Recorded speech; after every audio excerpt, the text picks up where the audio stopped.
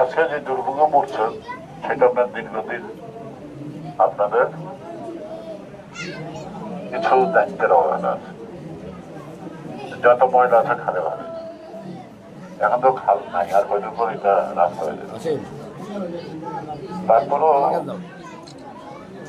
এটার উপর সরকারের পক্ষ থেকে এই খাল থেকে পুনরুদ্ধার করা একটা বড় বাজেটের কাজ চলছে, প্রায় 1200 কোটি টাকা। অনুমান করতে পারতেছেন দুই দিকটা গার্ডওয়াল করে মাঝখানটা পরিষ্কার রাখা।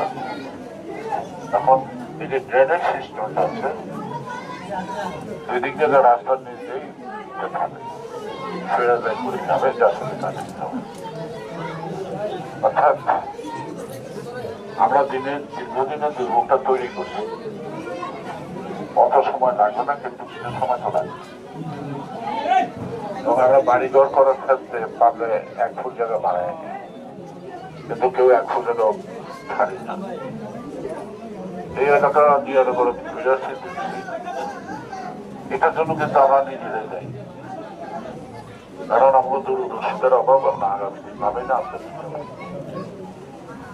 প্রত্যেকে যদি 2 ফিট করে বাড়ি ছাড়তে হলে অনেকগুলি রাস্তা আছে যেগুলোতে ড্রেন লাইন করা কষ্ট, ড্রেন লাইন করাটাও কষ্ট, কিন্তু এই কষ্টের মধ্যে আমাদেরকে নতুন করে এটাকে শেষ করতে হবে। বিজয়নগর দেখে আসছি, অর্থাৎ আমরা আমাদের দুর্ভোগের সৃষ্টি করছি। এখন এই দুর্ভোগকে থেকে পরিত্রাণ পাওয়ার জন্য আমাদের একটু সময় নিয়ে দেবো। আরেকটা জিনিস ছিল যে পরিকল্পিত করতে হবে। আমাদের কেরানীগঞ্জের সমস্যা দেখা দেবে আগামী দিনে, বহু ধরনের সমস্যা, আর এই সমস্যার সৃষ্টিকর্তা কিন্তু আমরা। এই 1 কাঠা 2 কাঠা 3 কাঠা জায়গা কিনে রাস্তা নাই, ঘাট নাই, একটা বাড়ি বানা, এমনকি এখানে যদি আগুন লাগে একটা ফায়ার ব্রিগেডের গাড়ি আসতে পারবেন না। এই চিন্তাটা তো আমরা আগে করিনি, কারণ এটা ছিল গ্রাম, সুন্দর হালকা ভাঙা বাড়ি ছিল, এ বাড়ি বাড়ি চারিদিকে খোলা ছিল। এই নদীর পানি মানুষে খাইছে, আর খাওয়া তো দূরের কথা, পানির মধ্যে যদি হাত ধুয়ে তাহলে হাতটা শেষ হবে। সেই জন্য আমাদেরকে আগামী 50-60 বছর পর এই কেরানীগঞ্জে কেমন হবে এইটা ভেবেই কিন্তু আমাদের উন্নয়নের পরিকল্পনাটা রাখতে হবে, মাস্টার প্ল্যান। দেরি হোক, কিন্তু এটাও এখন থেকে একটা মাস্টার প্ল্যান থাকতো। এইগুলি যদি পরিকল্পিত ভাবে বাড়ি হইতো, কোনো মাস্টার প্ল্যান থাকতো, তাহলে আজকে যে দুর্ভোগগুলি আছে এই দুর্ভোগগুলি কিন্তু থাকতো না। কারণ আমরা চিন্তা করি নাই যে আমার এই বাড়ি থেকে বেরোতে হবে, আমি চিন্তা করি নাই আমার ছেলে মেয়েরা বড় হবে, ওরা আয় রোজগার বেশি করবে, ওরা গাড়ি কিনবে, বাড়িতে আসবে।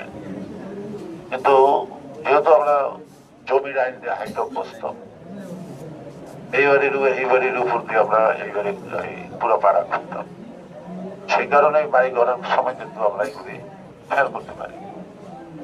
সুতরাং আমাদের এটা সেই ধান ক্ষেত, পাট ক্ষেত, শস্য, সবজির চাষ, যেটা ঢাকা শহরের চাহিদা ভিত্তিক, এখন কিন্তু আমাদের দেশে তা নাই।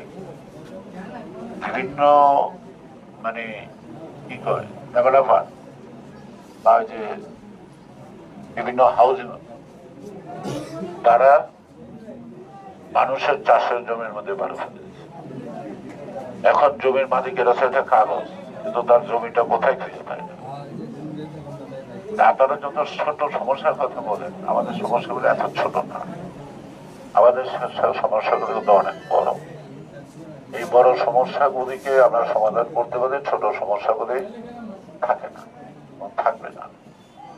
এই রাস্তাগুলো ওইটা করা, প্রতি বছরই মেরামত করা মেনটেন্সের ব্যাপার আছে, ওগুলো লোকাল গভর্নমেন্টই করতে পারে, তাই না? কিন্তু আমরা জানি যে যত টাকা কেরানীগঞ্জে আসছে উন্নয়নের জন্য, রাস্তাঘাটের জন্য, তার 1/4 টাকা ব্যয় হয়নি। এবারে থানা প্রশাসন, জেলা প্রশাসন, ইঞ্জিনিয়ার, কন্ট্রাক্টর আর লোকাল বিভিন্ন রাজনৈতিক দলের আস্থান মাস্তানরা ভাগাভাগি করে ব্যয় হয়েছে। এবং যে টাকা কেরানীগঞ্জে উন্নয়নে ব্যয় হয়েছে তার অর্ধেক টাকা যদি ব্যয় হতো, তাহলে আজকে আপনারা যে কথা বলছেন এই কথাগুলো বলার প্রয়োজন না। এই জন্য দরকার স্বচ্ছতা এবং দুর্নীতি মুক্ত একটা প্রশাসন এবং সমাজ ব্যবস্থা। এই কথাটা খেয়াল রাখতে হবে, তাহলে সব কাজেই সহজভাবে করা যাবে। এবং আমি যেটা বিষয়ে বলছি এটা বলতে না যে আমাদের কেরানীগঞ্জের মানুষ জানে না তাদের আসল সমস্যা, তারা ছোটখাটো সমস্যার কথা বলে। এই ছোটখাটো সমস্যা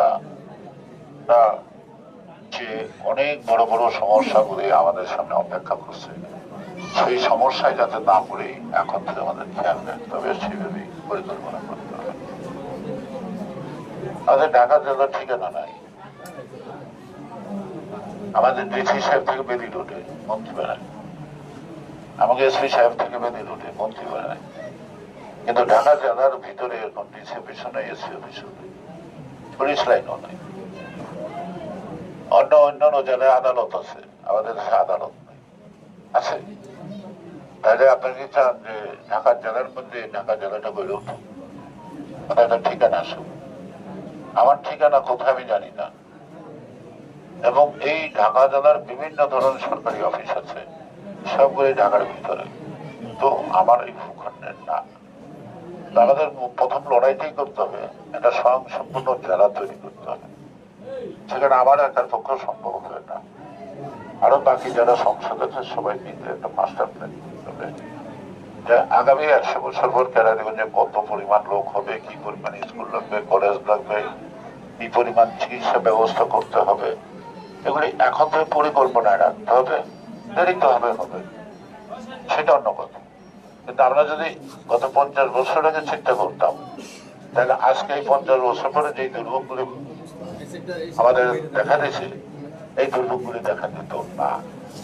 অর্থাৎ অপরিকল্পিত উন্নয়ন মানুষের দুর্ভোগ বাড়ায়, কমায় না। এইদিকে একটা খাল আছে, চুটকুটা ব্রিজ হচ্ছে, এই ব্রিজের নিচ দিয়ে তো কোনো পানি নাই। ওই পাড়া আমিন পাড়া দিয়ে একটা ব্রিজ আছে, ওই ব্রিজের ডাইনে বাই তো আমি দেখি না যে কোনো খাল আছে। এটা খেজুর পাক দিয়ে বেরোচ্ছে, ওখানেও দেখলাম ব্রিজ আছে, কিন্তু ব্রিজের নিচে পানি নাই। তার মানেটা কি? তার মানেটা এই যে এই খালগুলোই কিন্তু আমাদের পুনর্খনন করতে হবে। আমরা খালগুলি পুনর্খনন করলে সমাজের এক শ্রেণীর সুবিধাবাদী লোক বাধা দিবে, কারণ এই খাল দখল করে অনেকে বাড়িঘর করে ফেলছে। সেই সময় কিন্তু আপনাদেরকে আরেকটা আন্দোলন করতে হবে এটার জন্য। এই খালগুলো যদি খনন থাকতো, এই যে আপনি বলছেন পানি বৃষ্টি আটকায়, খালগুলি খনন থাকলে তো বৃষ্টিতে পানি তো খালে পড়ে যেত, ঠিক না? তারপরে এই যে কাজটাও হচ্ছে এখন যে গার্ডওয়াল দিয়ে, এখানে আমরা একটা ঘুরে আসছি, আমরা ইচ্ছা করে সরাসরি রাস্তাতে আসতে পারতাম, এখন তো আমার অধিকার নাই। কিন্তু পরিকল্পনাটা প্ল্যানিংটা আমাকে যদি স্বচক্ষে দেখতে পারি কয়েকদিন পরে, তখন ইচ্ছা করে এটা আমি কিছু সংশোধন করতে পারবো। প্রতি 500 গজ পর যদি এপার ওপার আমরা সমান 40 ফিটের একটা রাস্তা করে ফেলি, তাহলে গাড়িও ঢুকবো, মানুষ ওই দিকটা যাইতে হবে, এত ঘুরে ওই রাস্তায় যাইতে হবে না।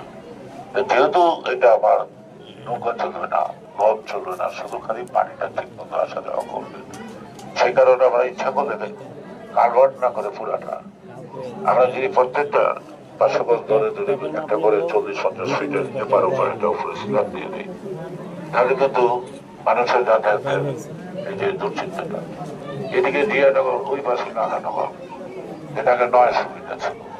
আর এখানে যদি ই থাকতো, আচ্ছা যদি ফাঁকে ফাঁকে প্লেন থাকতো, তাহলে তো এই পাড়ায় আসতে আমাকে এদিকে ঘুরে আসতে তো নয়, সরাসরি আসতে না, ঠিক না? যাই হোক, এগুলি অনেক গল্প না, এগুলো অনেক সমস্যা আছে।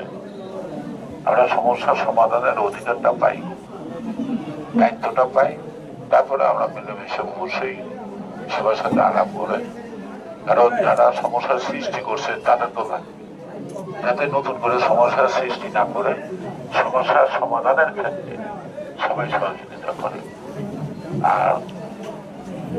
আর একটা কথা হলো, ভোট কারে দিলে যারাই দেন না কেন, ভোট কেন্দ্রে যান নাকি? ভোট কেন্দ্রে গেলে তো বোঝা যাবে কারে ভোট দিয়ে ভোট দেবেন। এই স্বাধীনতা তো আপনাদের আছে। আমি নির্বাচনে দাঁড়াইছি, এটা সত্য, আমি একটা ভোট আপনাদের কাছে চাইছি নাকি? দেওয়া না দেওয়ার ইচ্ছাটা আপনাদের, আপনাদের ইচ্ছার বাইরে যদি আপনাদের ভোট না দিতে হয়, আপনি স্বাধীনভাবে ভোট দিতে হয়, তাহলে আপনাকে ভোট কেন্দ্রে যান। এবারকার কিন্তু ভোট কেন্দ্রে যাওয়াটা জরুরি, কারণ বহু বছর আপনারা ভোট নিয়ে সিনেমিনি দিচ্ছেন, খেলাধুলা দিচ্ছেন, কিন্তু এইবার অনেকটা সুযোগ আছে নিজে ইচ্ছা মতো ভোটটা কেন্দ্রে গিয়ে দেন। আমার মাথার রক্ত ঝরছে, অনেক মানুষের রক্ত ঝরছে, এই রক্ত ঝরাটা দুঃখ নাই, কিন্তু মানুষ যদি ভোটটা দিতে পারে তাহলে আমার মনে একটা শান্তি আসবে, যে মানুষের ভোটের অধিকারের জন্য লড়াই করছি, আমার লড়াইটা সফল হয়েছে। সেই ভোট আমি হারতেও পারি, সে আমি জিততেও পারি, তাতে কিছু যায় আসে না। মূল কথাটা হলো যে ভোটের অধিকারের জন্য যে আন্দোলনটা সংগ্রামটা করলাম, এটা নেতৃত্বের জীবন দিয়ে গেল, এটার মূল্য দেবেন না? এই জন্য আপনাদের প্রথম দায়িত্ব আপনারা ভোট কেন্দ্রে যান। আর একটা যুদ্ধ করে দেশ স্বাধীন করছি, 53 বছর বয়সে নিশ্চয়ই আমরা এটা পাকিস্তান বানাতে চাই। আমাদের স্বাধীনতার পর আমাদের অনেক দুষ্টুটি আছে, সেগুলো আমরা সংশোধন করবো নাকি? ওটার নামে তো সংস্কার, কিন্তু সংস্কার করে তো আমরা এখানে পাকিস্তানের পতাকা দেবো না, ঠিক না?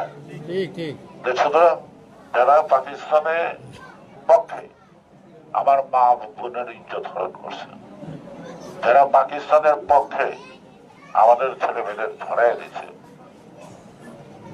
তারা এখনো স্বীকার করে না তাদের ভুল ছিল, এখনো তারা স্বীকার করে না তাই কাজটা অন্যায় করছে।